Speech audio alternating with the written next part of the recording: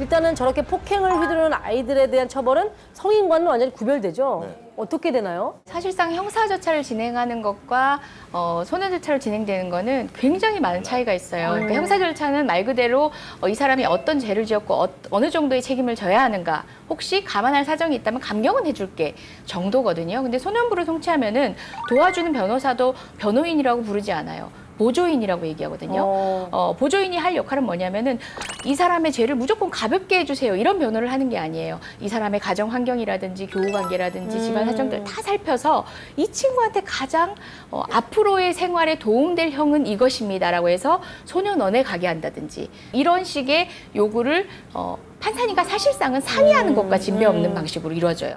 형법상으로는 만 14세가 되지 아니한 그 어린이나 청소년의 경우에는 그 범죄 행위를 했더라도 그 범죄 행위에 대해서 책임을 질 능력이 없다고 보아서 형사 미성년자로 분류를 하고 뭐 범죄를 저질렀다고 해도 처벌을 하지 않습니다.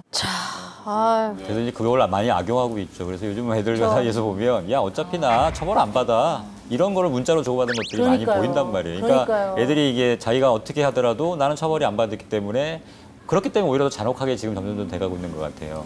그래서 일부에서는 소년법도 개정되어야 된다, 뭐 이런 목소리도 연령을 좀 낮춰야 되는 게 아니냐는 얘기가 네. 많이 있어요. 네.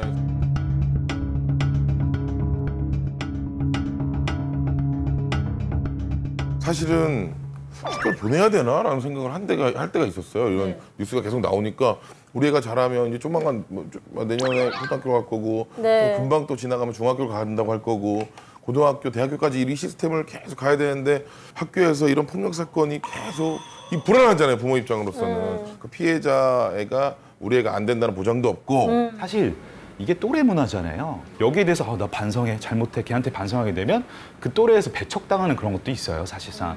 그럼 돌이켜보면 우리 어릴 때는 깍두기 문화라는 게 있었어요. 잘 돌아보면.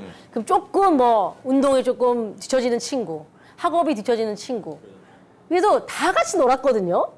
이 놀이를 통해서 사실은 규범과 규칙과 해야 되는 일, 하지 말아야 될 일을 많이 배우는데 아이들이 그런 것들을 못 배워서 그런 건 아닌가라는 또 한편의 생각도 하게 되네요. 네. 과거의 학교 폭력과 좀 다른 양상이 뭐냐면 좀 연령대가 많이 내려왔어요. 네. 물론 연령대가 낮다 보니까 아무래도 폭력의 정도나 이런 것들은 중학생이나 고등학생보다는 좀 약해요.